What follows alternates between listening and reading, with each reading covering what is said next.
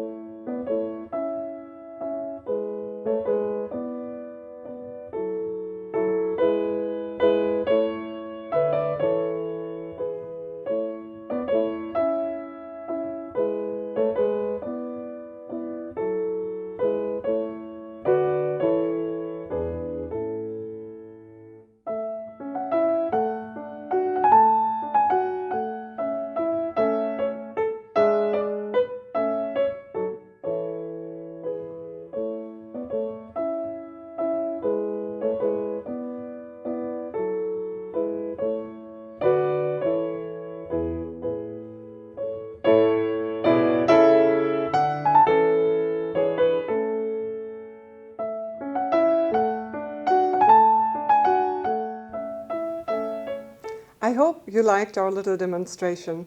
For further instructions and more challenging tasks, look at the pictures below. Ich hoffe, unsere kleine Demonstration hat Ihnen gefallen. Für weitere Modelle und etwas aufwendigere Faltungen gucken Sie sich bitte die Bilderserie an. Dankeschön!